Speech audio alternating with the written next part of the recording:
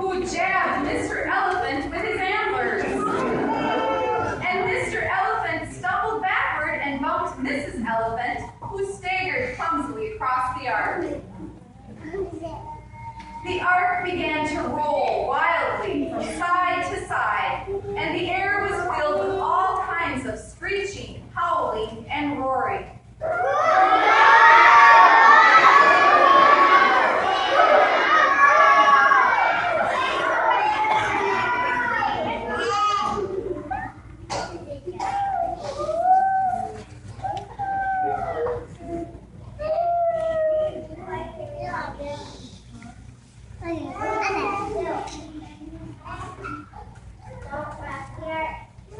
Noah's gentle voice calmed the animals, and they soon settled back into their places. The animals had to find a way to keep from rocking the ark. They all agreed that the elephants shouldn't move. No sooner had they decided this than Mrs. Elephant let out a frightful shriek and reared back, her eyes rolling.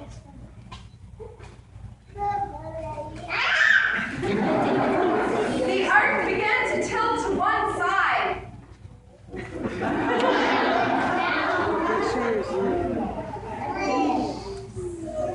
Please don't move it, elephant. Don't rock the ark.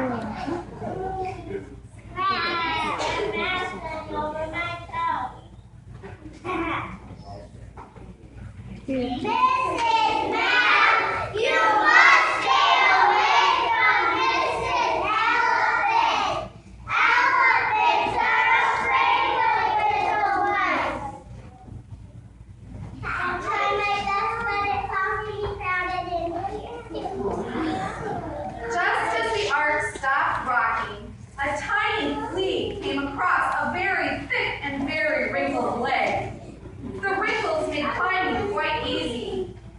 Oh, I have such an infamous leg. Mr. Flea, you must get off his leg at once. We can't have Mr. Elephant scratching his leg. He'll rock the ark. Mrs. Porcupine offered to scratch Mr. Elephant's leg with her pointy quills.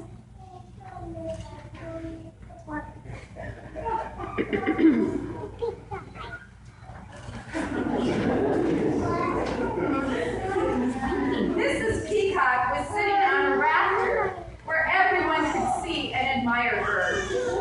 She fussed with and fluffed her beautiful feathers. She was the most beautiful bird.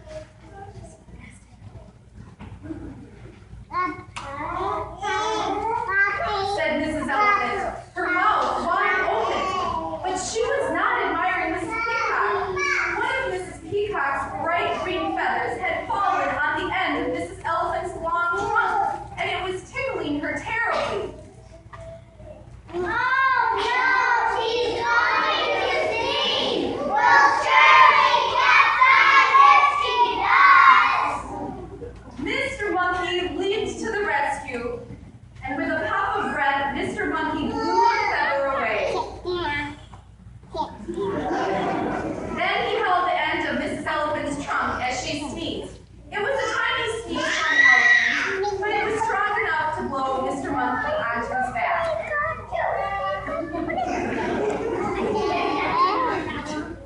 Mr. Elephant let out a sigh. What's the matter? Is Mr. Flea bothering you again? No, I'm just tired of sneezing in the daytime. I don't like that. Oh no, you mustn't move. You'll rock the ark if you do. Noah, come quickly. There's a disaster at hand. When Noah heard about the problem, he sat down and thought for a while. Eventually, he came up with a wonderful idea. Noah took the thickest ropes he had and wove them into one huge hammock.